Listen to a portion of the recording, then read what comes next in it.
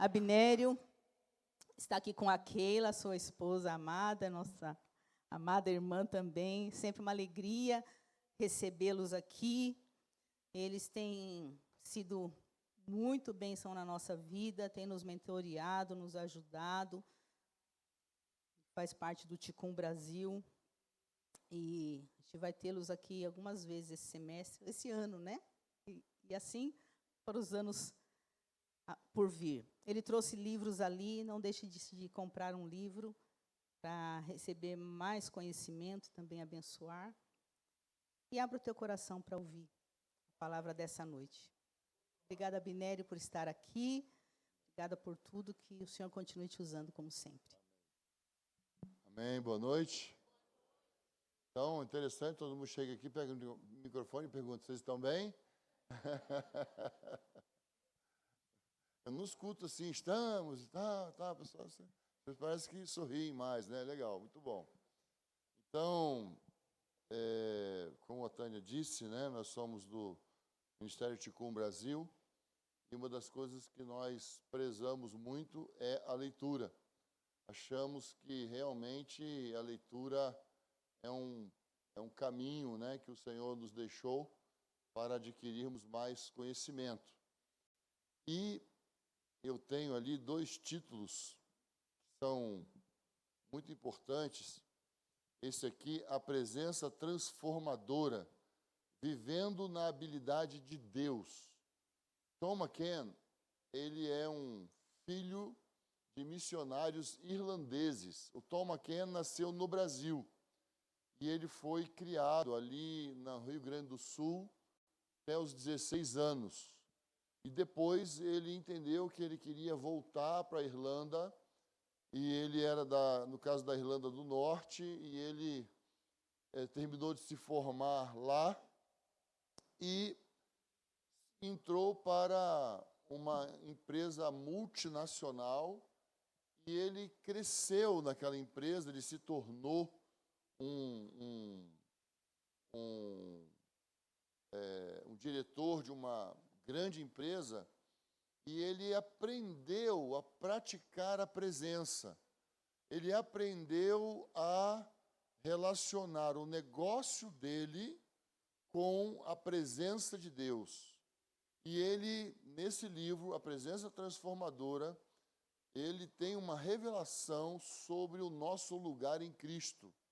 Então, assim, esse livro é bom para qualquer pessoa que quiser aprofundar sua relação com Cristo, sua vida em Cristo, como é esse negócio de nos unirmos a Cristo, de sermos um com Cristo.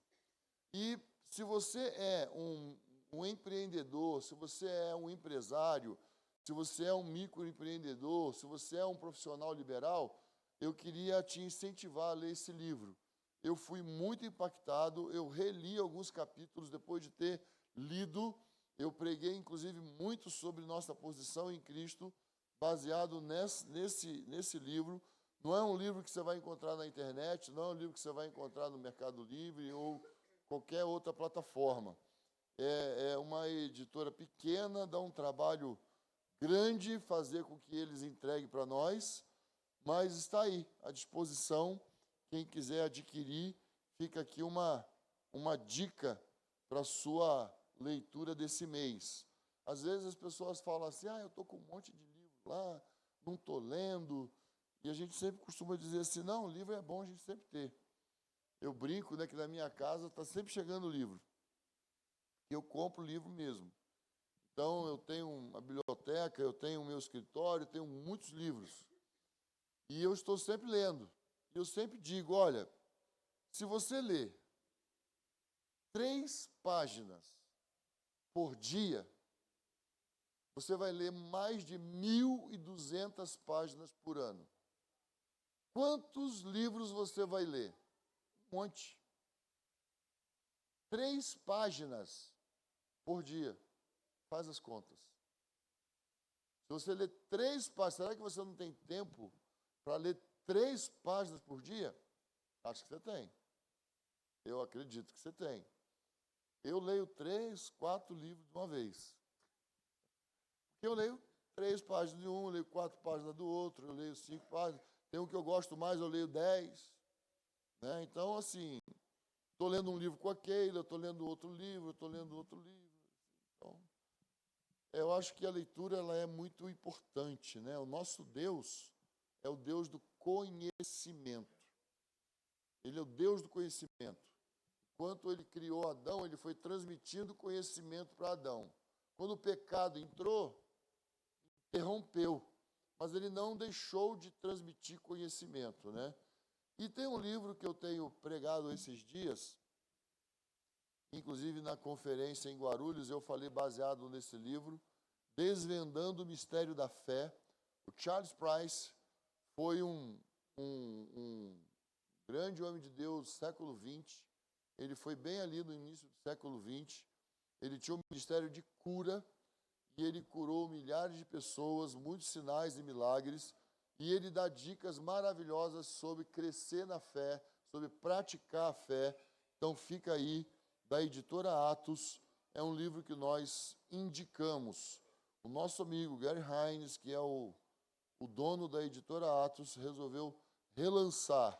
E aí nós estamos indicando, e estou indicando todos esses 2 livros, tem outros ali, porque são livros que nós lemos. Então, não são livros que a gente está só vendendo, não, nós lemos, né? Então, os livros que estão ali, a maioria deles eu li, Haroldo leu. Então, a gente só publica livro que a gente leu, né? Então, isso aí é uma coisa que a gente prima muito. Por isso, nós falamos sempre, lê a Bíblia toda aí. Exatamente isso. Eu e Keila começamos a fazer isso solteiros e depois que nós casamos, nós continuamos. A igreja que nós fazíamos parte no Rio de Janeiro, o pai dela era o nosso pastor, né? Começou essa campanha de ler a Bíblia toda e sempre em 1985. Aí você faz as contas. Então, nós vamos fazer 40 anos de casado, em breve. E nós procuramos ler a Bíblia quando éramos só nós 2. Depois líamos a Bíblia com as nossas filhas. Ia nascendo, todo ano nasceu um bebê, né, Keila? Então, assim, a gente tinha uma no berço, tinha uma no colo, às vezes outra na barriga, né? E a gente lia a Bíblia sempre, sempre, ensinando as nossas filhas também a ler a Bíblia. Então, fica aí, irmãos, uma dica e uma exortação de fé para vocês lerem, né? E à medida em que eu for pregando hoje, até vai parecer que eu vou me contradizer, mas eu quero reafirmar que é algo divino. Leitura é uma coisa muito importante. Toda criança que lê vai bem na escola, viu? Eu já vi pais aí dizendo, você viu? Então, lendo a Bíblia, né, junto com a Keila, no fim do ano passado, eu fui muito tocado com a leitura das epístolas de Paulo, de Pedro, de João, e isso mexeu muito comigo, assim, me feriu, como cantamos essa música aqui hoje, né? Senti muito ferido pela palavra de Deus, aumentou minha sede. E esse livro, quando chegou na minha mão, caiu como uma luva, né?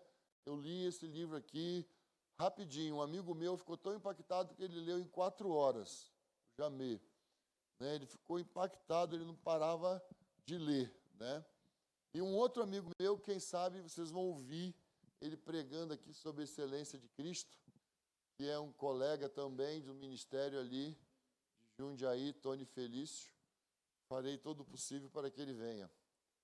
Já fez o convite, não? Ah, então tá bom, eu vou ajudar, vou dar uma força. Eu queria que vocês abrissem sua Bíblia comigo em 1 Pedro.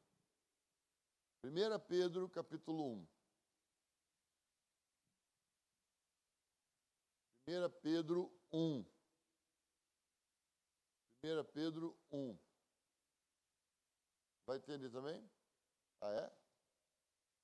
Pode ser. Isso é bom. tiver. Então, 1 Pedro 1.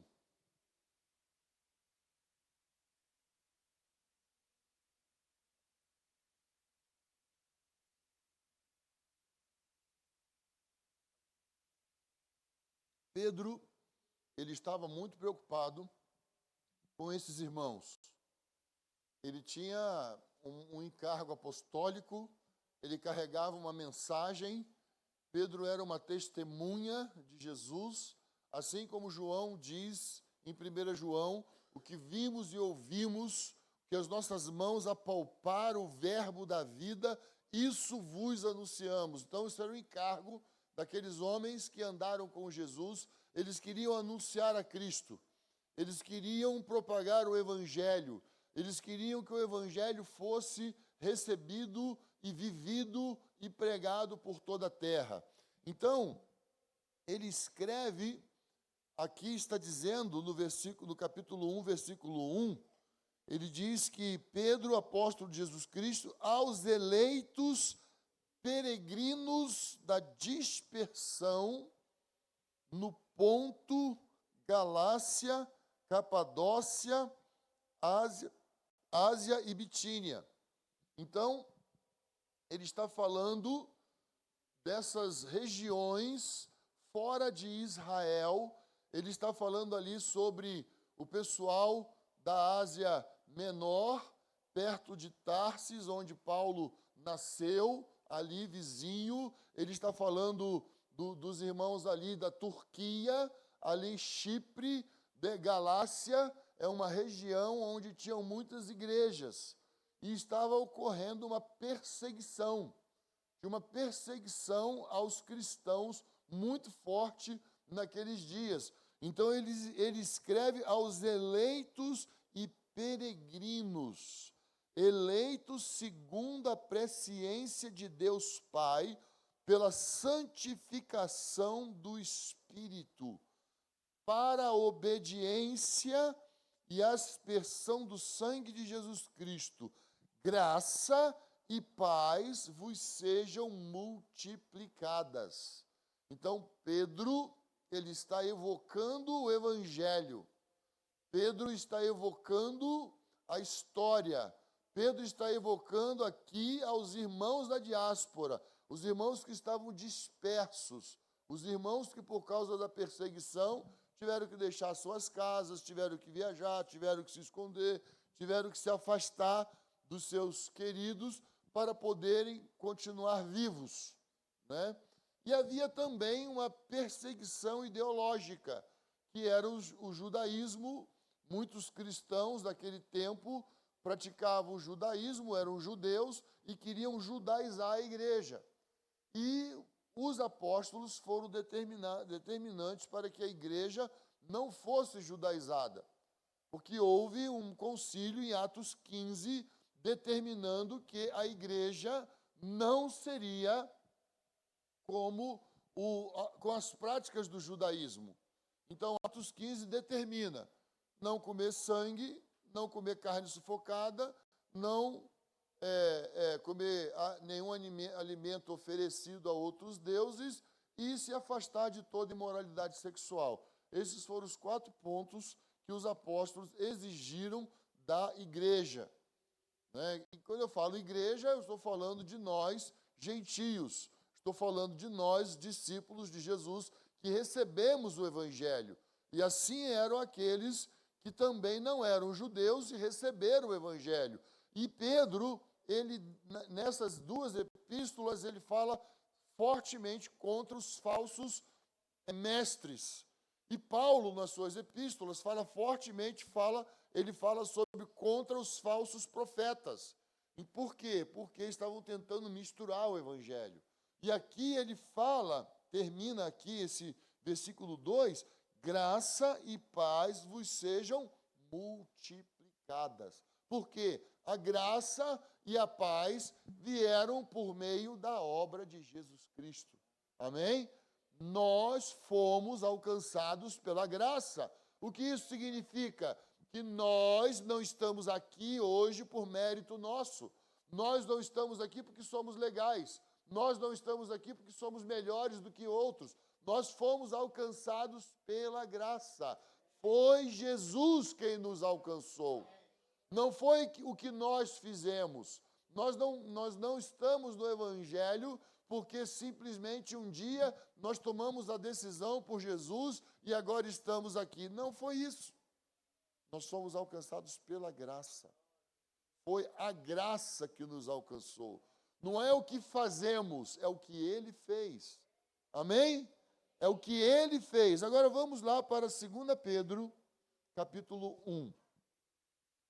Porque Pedro, ele discorre, ele dá um ensinamento, ele exorta, ele lembra sobre a nossa eleição, de onde fomos tirados, para que fomos salvos. Nós somos raça eleita, sacerdócio santo, nação escolhida de Deus, a fim de proclamarmos o quê? As virtudes daquele que nos chamou das trevas para a sua maravilhosa luz. Amém? Então, Pedro fala isso, ele fala isso lá em 1 Pedro. Agora, aqui em 2 Pedro, ele continua e veja como que ele começa essa carta. Simão Pedro, servo e apóstolo de Jesus Cristo, aos que conosco alcançaram fé igualmente preciosa por meio da justiça do nosso Deus e Salvador Jesus Cristo. Veja bem, Pedro está dizendo que Jesus é Deus. Presta bem atenção. Ele está falando, Jesus é o nosso Deus. Ele está chamando Jesus de Deus, por meio da justiça de Deus e Salvador Jesus Cristo. Então, Pedro faz uma afirmação forte. Pedro está colocando o pingo nos is. Lembrem-se quem é Jesus. Não esqueçam de quem nós somos discípulos. Lembrem-se que a fé veio dele, a justiça veio dele, porque é ele quem nos justifica. Não é o que nós fazemos que é o que nos justifica. O que nos justifica é o que Jesus fez na cruz. Amém, irmãos? Então, isso é o Evangelho. Isso é o Evangelho chegando a nós. É a obra de Jesus na cruz em nosso favor, para nos alcançar. Versículo 2. Graça e paz. Lá, no capítulo 1 de 1 Pedro, ele fala, graça e paz vos sejam o quê? Multiplicados. Agora ele faz um acrescento. Multiplicados pelo pleno conhecimento de Deus e de Jesus, nosso Senhor. O pleno conhecimento, o conhecimento de Deus, vão repetir nessas epístolas pelo menos 13 vezes. Ele vai repetir. Por quê? Porque, irmãos, nós precisamos chegar ao pleno conhecimento de Jesus Cristo. E o que é o pleno conhecimento? Aqui que eu digo que vai parecer que eu estou sendo contraditório. Pleno conhecimento não vem por conhecimento intelectual. Pleno conhecimento não vem de tanto eu ler. O pleno conhecimento não vem da minha capacidade intelectual de gravar versículos e repetir. O pleno conhecimento vem do que João escreveu, o que vimos, o que ouvimos e as nossas mãos apalparam do verbo da vida. O pleno conhecimento vem por experienciarmos a Cristo. O pleno conhecimento vem de termos contato íntimo com Jesus. O pleno conhecimento vai vir à medida em que nós nos relacionamos com Jesus. Amém? Então, é muito importante nós pensarmos sobre a proposta de termos comunhão com Deus, de conhecermos a Deus. Ele nos salvou, Ele nos resgatou, Ele nos comprou. Para quê? Para conhecermos a Ele. E a vida eterna, João 17:3, a vida eterna é esta, que te conheçam como o único Deus verdadeiro e a Jesus Cristo a quem enviastes. Então, a vida eterna é conhecer a Deus. Vida eterna não é algo que nós teremos um dia. Vida eterna é algo que nós podemos começar a experimentar agora. Agora nós podemos começar a conhecer a Deus, não de ouvir falar. Não é de ouvir falar, mas é de experienciar. É relacional. O evangelho é relacional. O evangelho não é algo distante. O evangelho não é algo fora de nós. Não. Cristo veio a nós. E pelo Espírito Santo passou a habitar em nós. Então nós não podemos esquecer do que Jesus fez para nos alcançar. Do que Jesus fez para nos tirar do império das trevas. Se nós não compreendermos que um dia nós estávamos no inferno e Ele nos tirou, nós vamos cair no engano de que nós não somos tão ruins assim. Mas eu não era tão ruim assim. Está entendendo o que eu estou falando, irmãos? A Bíblia é clara em dizer que Ele nos tirou das trevas. Se não conhece Jesus, vive nas trevas. Se não tem experiência com Jesus, vive nas trevas, porque Jesus disse: eu sou o caminho, a verdade e a vida. Ninguém vem ao Pai a não ser por mim. Foi isso que Jesus disse. Então, um dia, nós nos encontramos com Ele. Um dia, nós fomos tocados por Ele. Um dia, nós fomos atraídos por Ele. E é muito importante que nós não nos esqueçamos que a fé que nos moveu para Ele veio de Deus. Então, salvação. Gálatas, Efésios 2, 8-10. Salvação não vem de vós, para que ninguém se glorie. É dom de Deus, por meio da fé. Fé de quem? De Deus. Amém? Amém, irmãos? Estão me acompanhando? Então, Deus, por meio de Jesus, veio nos alcançar, veio em nossa direção. Então, nós precisamos lembrar que Ele nos chama para andar. O Evangelho é para frente. O Evangelho não é para trás. O Evangelho nos chama para andar para frente, andar com Ele. Quem é Jesus? Jesus é o caminho. Por que Jesus é o caminho? Porque Jesus é o caminho que nos leva ao Pai. Jesus é o caminho por onde Ele nos leva a andar. Amém? Então, lâmpada para os meus pés e luz para o meu, é o que? A tua? Então, percebe? A palavra nos chama a andar. A palavra nos chama a ir para frente. O apóstolo Paulo fala assim: esquecendo-me das coisas que para trás, prossigo para o alvo da soberana vocação. Então, não é para trás, é para frente, irmãos. O Evangelho nos chama a andar para frente. Você está andando para frente, você está andando para trás. Realmente é o momento de ficar em silêncio agora e pensar. Você está andando para frente, você está andando para trás. Quem anda para trás não está perseverando. Quem anda para trás está preso ao passado. Quem anda para trás está retendo perdão. Quando a pessoa retém o perdão, ela anda para trás. Quando a pessoa não perdoa e fica, porque aconteceu tal coisa, tal coisa me feriu, não, tal coisa me machucou, e tal coisa. Então, se eu estou vivendo na esfera das minhas dores, significa que eu não estou avançando, estou parado. Está entendendo o que eu estou falando?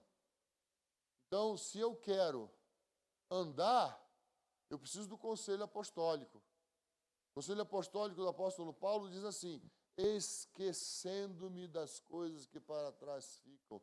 Mas um conselho de um profeta chamado Isaías diz assim: não vos lembreis das coisas passadas, nem recordeis as antigas, eis que estou para fazer coisa nova na terra. Para frente, é para frente. Mas tem um outro profeta chamado Jeremias, Lamentações 3:21, que ele fala assim: irmãos, agora, não adianta mais vocês querem chorar pelo que passou, porque eles estavam em rebeldia, eles foram rebeldes, Deus avisou que se eles não obedecessem, eles seriam retirados da terra, seriam transportados para Babilônia ou até para outras nações. E agora? Não, nós queremos voltar. Não, a ordem não é para voltar, a ordem é para vocês ficarem. Então, procura trazer à memória aquilo que te dá esperança. Que agora eu preciso olhar para frente. Preciso olhar para frente. Então, o Evangelho veio para resolver o nosso passado, para que nós consigamos andar para frente. Então, a graça nos alcançou, a paz do Senhor nos alcançou, a misericórdia do Senhor nos alcançou, porque Ele quer nos fazer andar para frente. Ele quer nos levar para frente. Então, versículo 3. Eu estou agora em 2 Pedro, capítulo 1. Seu divino poder nos tem dado tudo que diz respeito à vida e à piedade, pelo pleno conhecimento, olha, de novo, pelo pleno conhecimento daquele que nos chamou por sua própria glória e virtude. Então, o poder de Deus nos deu tudo. Tudo que nós precisamos para essa vida. O poder de Deus nos alcançou. E isso aconteceu por sua própria glória e virtude. Então, foi Deus quem nos alcançou. Foi Deus quem nos despertou. Foi Deus que nos atraiu para Ele. Foi Deus. Foi Deus. É Deus quem nos atrai para Ele. É Deus que chama a nossa atenção para Ele. É Deus que nos convida a andar com Ele. Queria chamar a atenção. Isso é o Evangelho. É a graça de Deus chegando até nós. Pelas quais, versículo 4, Ele nos deu suas preciosas e mais sublimes promessas, para que, por meio delas, vos torneis participantes da natureza divina, tendo escapado da corrupção que há no mundo por causa da cobiça. Então, existe uma corrupção no mundo, existe o pecado que domina o mundo, e por causa dessa cobiça, as pessoas são presas a essa corrupção, as pessoas são presas a esse pecado de cobiça, de desejar o emprego do outro, desejar o salário do outro, desejar a casa do outro, a mulher do outro, a vida do outro. E as pessoas são movidas por essa cobiça, mas ele está dizendo que nós fomos alcançados e libertos. Nós fomos libertos. Irmãos, nós fomos libertos. Nós somos livres dessa corrupção. Então, Paulo, ele vai falar sobre isso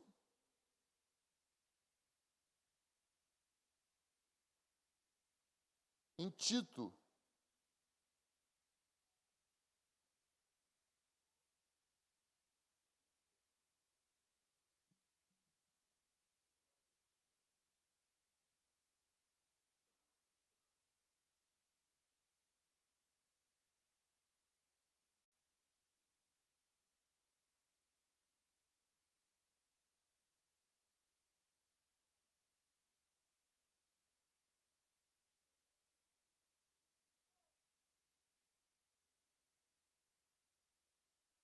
Então, Paulo vai falar, aquele que roubava, não roube mais.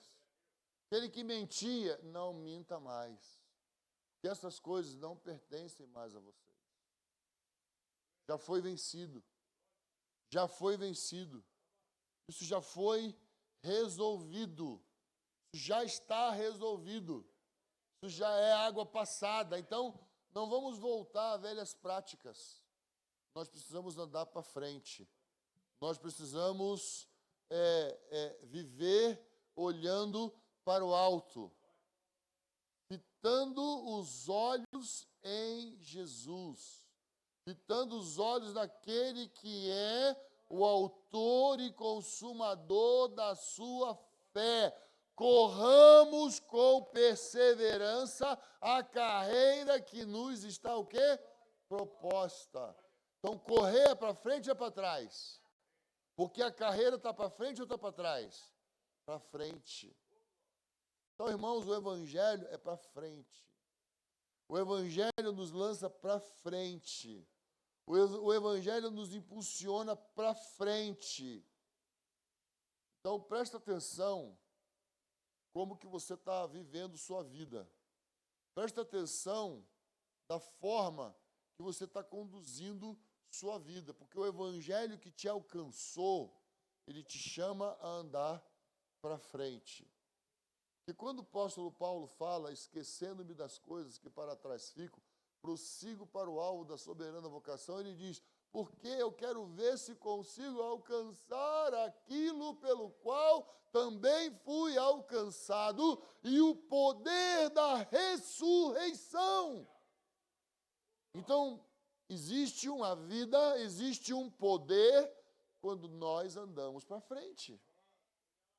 Está entendendo? Existe um poder, existe uma vida em andar para frente.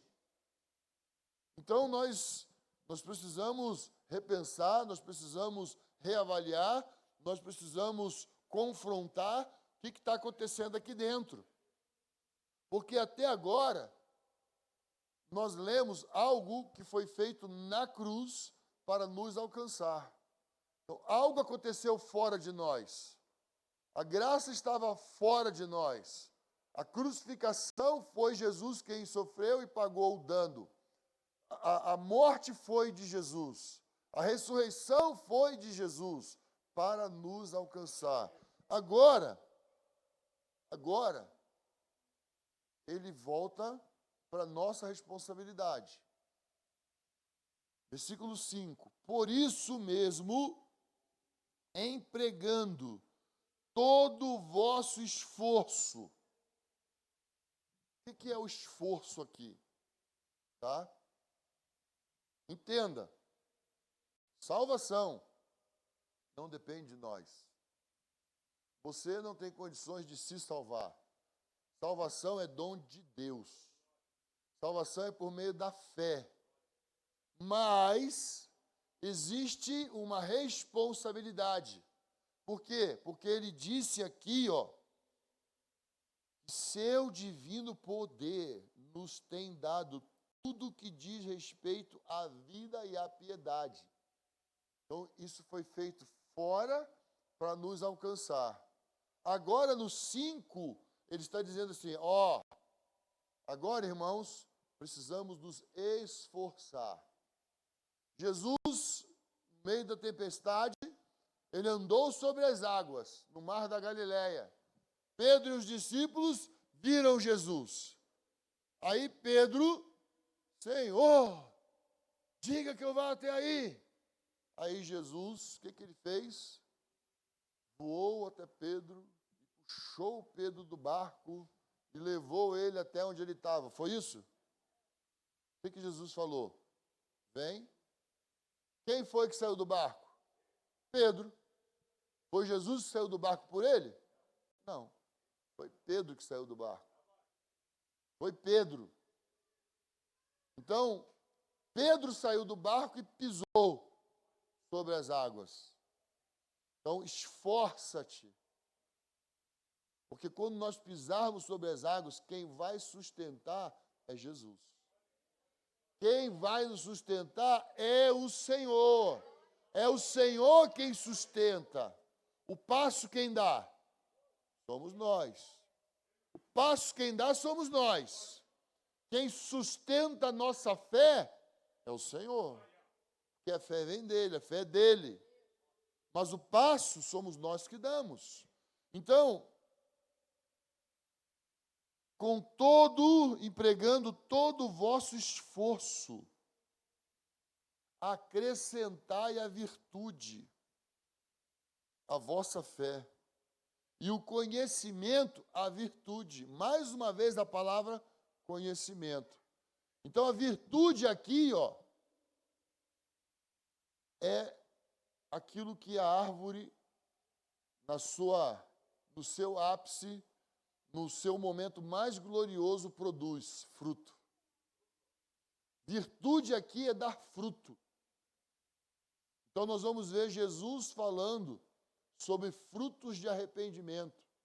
Nós vamos ver Jesus falando sobre dar fruto. João 15. Sem mim nada podeis fazer. Aquele que permanece em mim, esse dá o quê? Muito.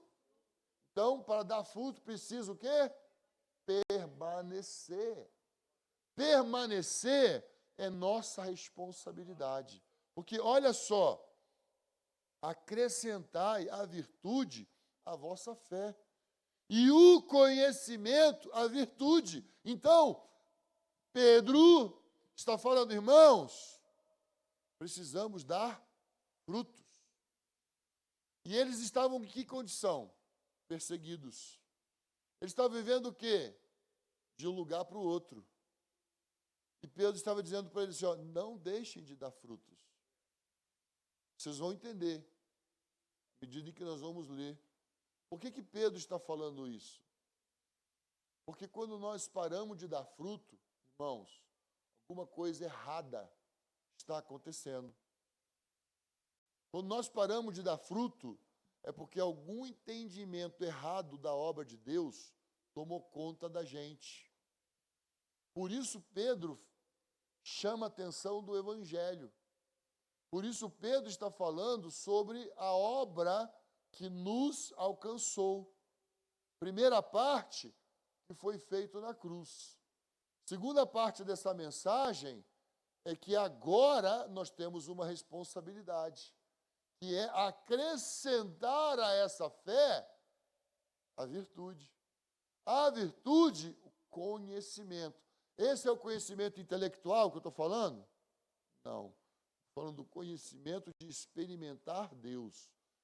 Jó conhecia Deus de ouvir falar.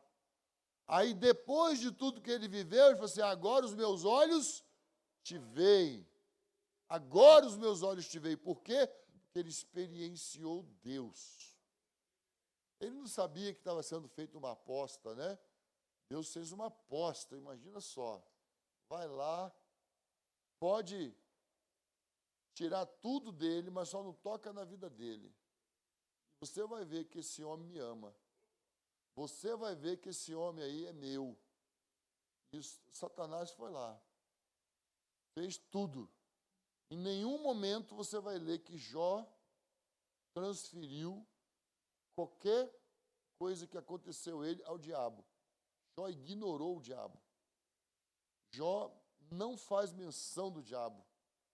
Jó em nenhum, esse é o diabo. Não. Meu negócio é com Deus. Meu negócio é com o eterno. Eterno, o que o senhor quer? O que é isso? Os amigos de Jó falaram, você está em pecado. Você cometeu pecado, você está errado. Você está fazendo coisa errada. Jó falou, não. Eu sei quem é Deus. Meu negócio é com Ele. Se eu estou vivendo isso, é porque Ele permitiu. Mas por que Ele está permitindo isso para quê? Para quê? Não é por quê, para quê? É diferente. E aí Jó tem toda aquela história e no final Jó ainda ora pelos seus amigos. Lembra disso? Jó ainda ora pelos seus amigos. Então, quando nós conhecemos a Deus, nós vamos ter uma visão mais ampla do que está acontecendo ao nosso redor. Agora, quando nós não conhecemos a Deus, nós corremos o risco de falar assim, que Deus é esse? Cadê Deus? Tanta maldade na terra, tanta injustiça, cadê Deus? Essa é a pergunta de quem não sabe quem é Deus. Essa é uma pergunta de quem não conhece a Deus. Nós sabemos porque a terra está do jeito que está. Nós sabemos porque existe injustiça na terra. Nós sabemos porque tem pessoas morrendo fora do tempo. Nós sabemos porque tem pessoas morrendo injustamente. Nós sabemos. E Deus não é responsável sobre isso. Nós sabemos. Quem é responsável sobre isso? O próprio homem que se afastou de Deus. Então, Pedro, ele está lembrando, irmãos, nós somos comprados. Irmãos, nós somos resgatados. Irmãos, nós fomos colocados em Cristo Jesus. Então agora, vamos dar fruto, vamos exercitar a fé, irmãos, vamos ter maior intimidade com Deus. Olha o versículo 6. E o domínio próprio ao conhecimento, e a perseverança ao domínio próprio, e a piedade à perseverança. Coisas internas, coisas que estão aqui. Aonde é que a gente vê na Bíblia falar sobre domínio próprio? Lá em Gálatas 5,19, que vai falar sobre o quê? Fruto do Espírito. Domínio próprio é um fruto do Espírito, que nós já recebemos, amém? Nós já temos o Espírito em nós. Então, o fruto do Espírito está em nós. O domínio próprio está em nós. Agora, nós precisamos exercitar o domínio próprio. Nós vamos exercitar a perseverança. Então, não basta crer em Deus. Tem que perseverar. Precisa perseverar. A quem for fiel até o fim vai receber o quê? Coroa da vida. Então, precisa perseverar até o fim. Não é perseverar hoje e amanhã não. Hoje eu estou, amanhã não estou. Hoje eu quero, amanhã não quero. Falta de quê? Perseverança. Falta de quê? Domínio próprio. Falta de quê? Conhecimento de quem é Deus. Relacionamento. Quem é Deus? É alguém com quem eu me relaciono, com quem eu converso, ou é alguém que eu sei que existe em algum lugar do mundo, do universo? Então, nós precisamos repensar a maneira que nós estamos tratando do Evangelho, nos relacionando com o Evangelho. Então, Pedro, ele está falando, esforça-te, empregando agora todo o vosso esforço, acrescentai à vossa fé a virtude o conhecimento, o domínio próprio ao conhecimento, e ao conhecimento a perseverança. A perseverança, a piedade. Agora, ele falou sobre algo fora, falou sobre algo dentro, e agora perceba que ele vai nos lançar para fora. novamente. E a fraternidade, versículo 7, a piedade e o amor, a fraternidade. Então agora ele nos exorta a praticar o amor fraternal. Amai-vos o quê? Uns aos, carregai as cargas uns dos, perdoai uns aos, sujeitai-vos uns aos outros. Amém? Então agora ele está nos chamando a atenção para o outro. O outro. Então, nós fomos alcançados, nós fomos comprados, nós fomos santificados, nós fomos separados, e agora, seus irmãos, perseverem, acrescentem a vossa fé, tenham comunhão com Deus, deem frutos, ame o seu próximo, não fique retendo perdão para ninguém, ajude, estenda a mão para os seus irmãos, estenda a mão para o seu próximo. E aí, versículo 8. Pois se essas coisas existirem e aumentarem em vós, elas não vos deixarão ociosos nem infrutíferos no pleno conhecimento de nosso Senhor Jesus Cristo. Pois aquele a quem essas coisas não existem, está cego, vê somente o que está perto, tendo esquecido da purificação dos seus antigos pecados. Então, irmãos, presta atenção. Você já viu falar em Walking Dead? Mortos-vivos. Pessoa ociosa é assim. Pessoa infrutífera é assim. Eu não gostei disso. Isso aqui não está bom. Essa música está muito alta. Não gosto dessa música. Quem não está dando fruto é que vive desse jeito. Pedro está dizendo que quem não dá fruto vive ocioso, arrumando problema onde não existe. Porque o culto não é para mim, o culto é para ele. A canção não é para mim, a canção é para ele. Ele disse para você que ele não gosta dessa canção? Ele disse que não gostou do que a igreja cantou para ele. Nós cantamos para quem? Para nós ou para ele? O culto tem que agradar a mim ou a ele? O culto é de quem? É dele. Amém? Então, amados, nós precisamos exercitar a nossa fé. Nós precisamos acrescentar a nossa fé. Nós precisamos aprender a andar para frente. Eu tenho lido a Bíblia esse ano e eu estou prestando atenção nos conselhos terapêuticos. Eu citei vários aqui. Tem algum psicólogo aqui? Tem, não? Tem terapeutas aqui, psicanalista? Tem? A Bíblia está cheia de conselho. A Bíblia está cheia de conselho. Quando você lê Deuteronômio, capítulo 4, Deus fala assim: guarda bem a tua alma. Deuteronômio, capítulo 4, versículo 9.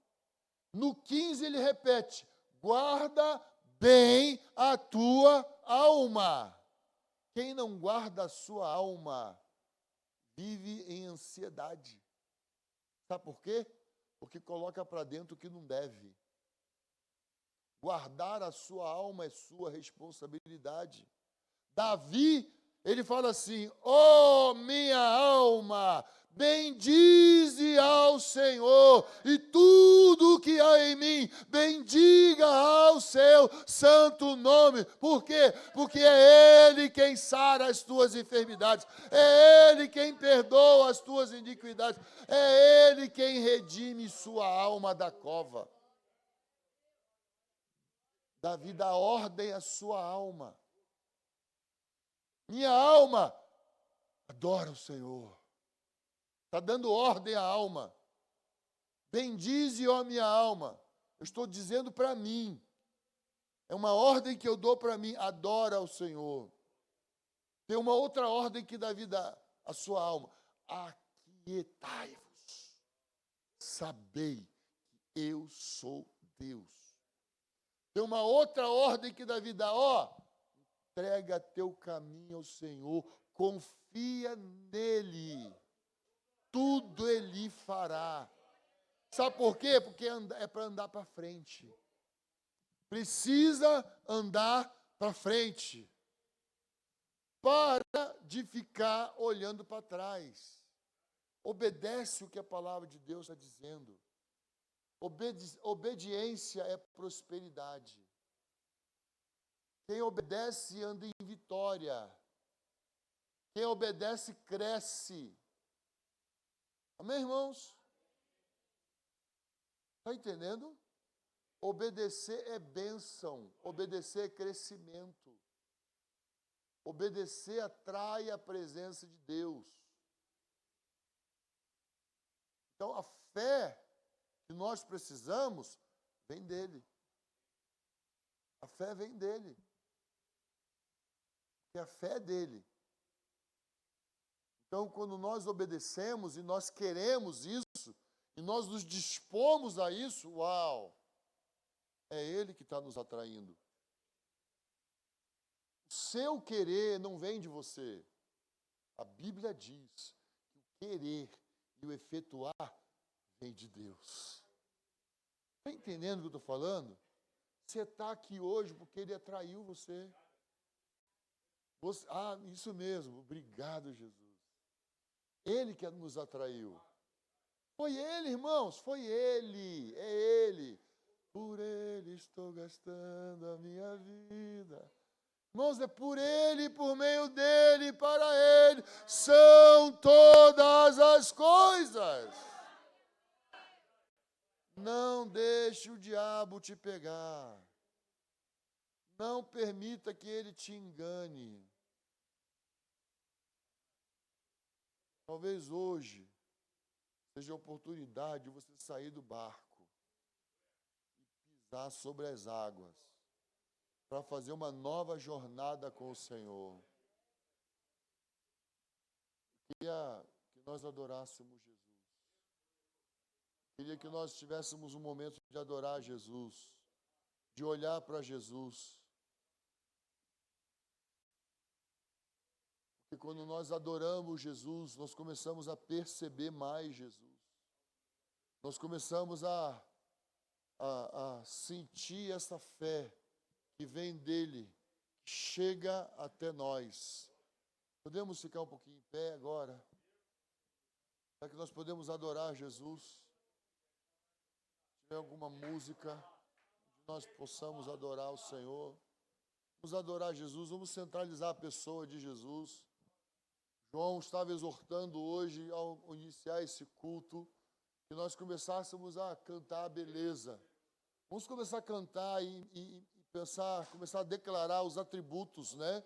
Ele é santo, ele é digno, ele é verdadeiro, ele é único, ele é Senhor, ele é Criador, ele é excelso, ele é supremo, ele é onipotente. Vamos adorar Jesus. Ele é maravilhoso, ele é santo. Adora Jesus, adora Jesus. Ele é bendito, ele é bendito, ele é digno.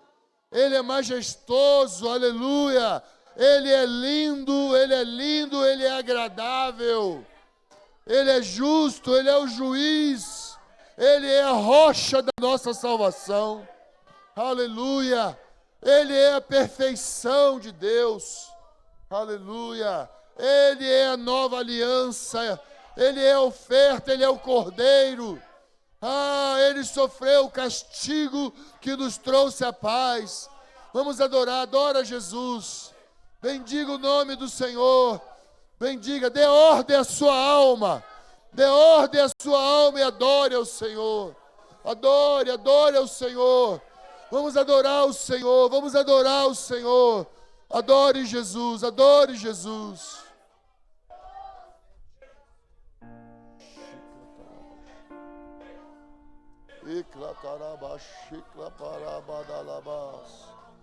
Aleluia, Jesus.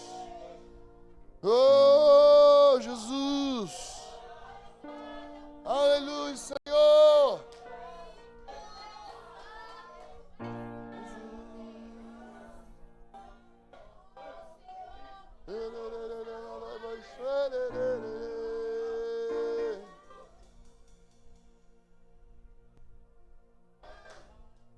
Manso e humilde,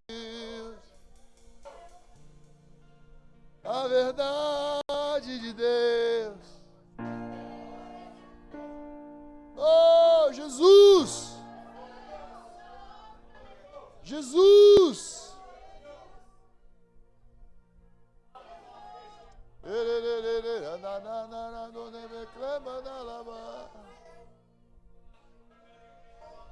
A verdade que chegou a nós, a verdade que liberta.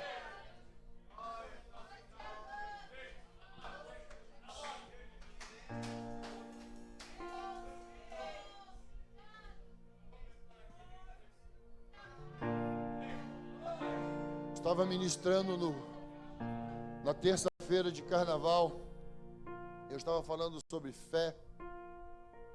Nós tivemos um momento onde nós oramos pelos enfermos, e um rapaz no final, ele falou para mim assim: hoje Jesus me curou da bipolaridade.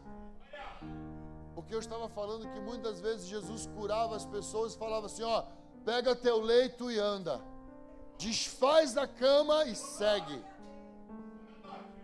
Muitas vezes Jesus toca em nós e a gente volta para a mesma cama. E não tem como encontrar com Jesus e voltar pelo mesmo caminho. A gente sempre volta por outro caminho. Os magos voltaram por outro caminho. Quem encontra com Jesus anda sempre por outro caminho. Eu não sei qual é a sua situação, mas se hoje você sentiu Jesus tocar em você, se hoje você sentiu que você pode ser liberto ou liberta da depressão, da ansiedade, e você sente que você pode hoje, fé em Jesus, sair desse barquinho, então eu queria falar assim: vem aqui na frente. Se você sente que Jesus está tocando em você hoje, você está recebendo essa fé, vem aqui na frente. Vem. Jesus. Oh, Jesus.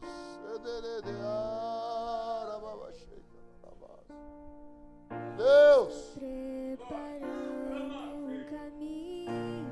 Adora Jesus, adora Jesus. Adora Jesus. Endireitando as veredas. Jesus.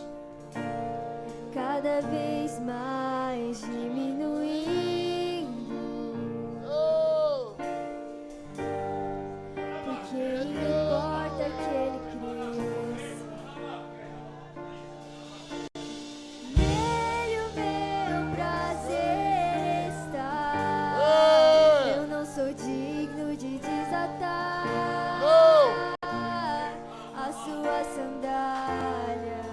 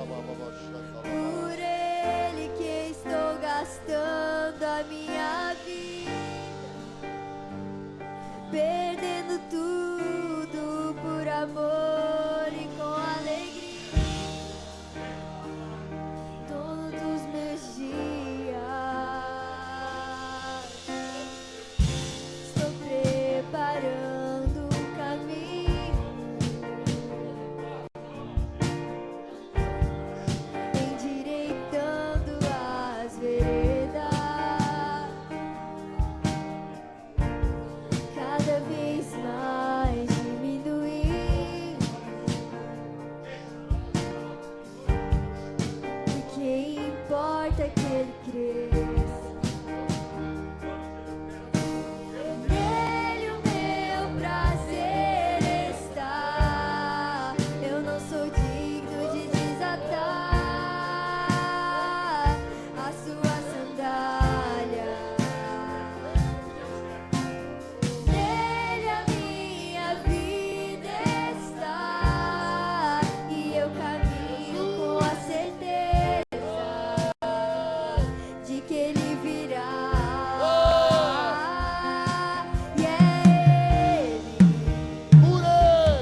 por Ele que estou gastando a minha vida, perdendo tudo por amor e com alegria. Aleluia! Todos os meus dias, e é Ele! por Ele que estou gastando a minha vida, Jesus! perdendo tudo por amor e com alegria. Aleluia!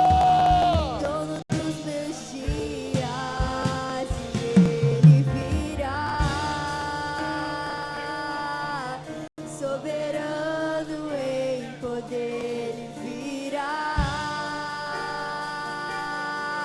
e o governo está nele.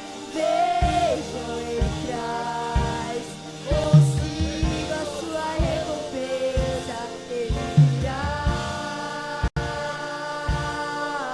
soberano em poder, virá,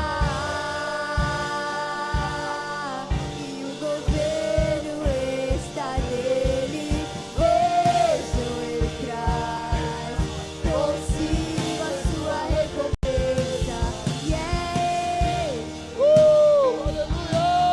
por Ele que estou gastando minha vida, perdendo tudo por amor e com alegria. Todos os meus dias,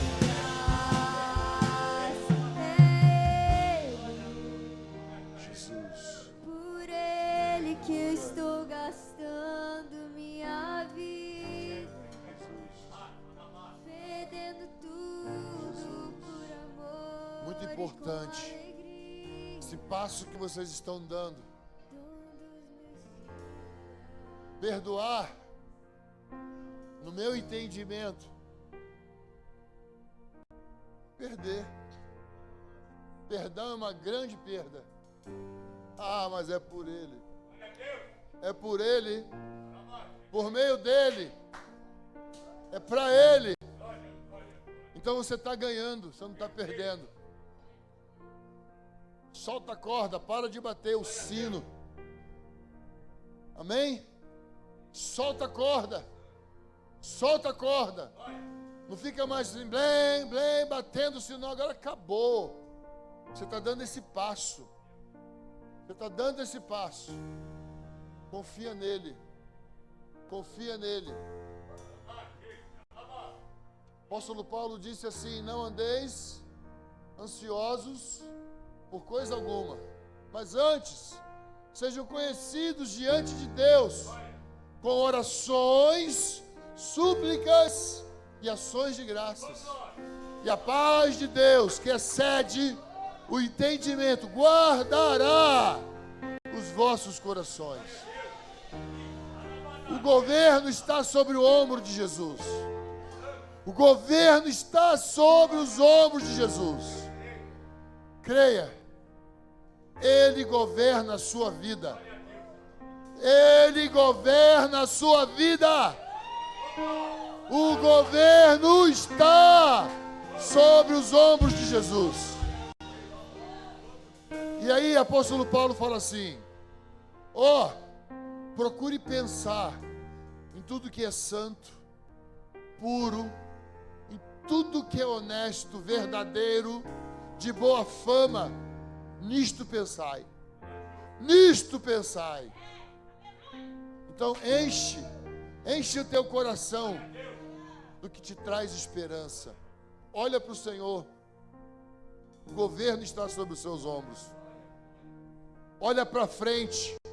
Olha para frente. Vamos olhar para frente. Vamos confiar que Ele governa. Ele governa. Isaías disse que ele verá o fruto do seu penoso trabalho. Jesus vai ver o fruto do seu trabalho na sua vida, na sua casa. Você é a recompensa de Jesus. Você é a recompensa de Jesus. Você bem, você saudável, você alegre. Você é a recompensa de Jesus. Vamos aplaudir Jesus. Aleluia.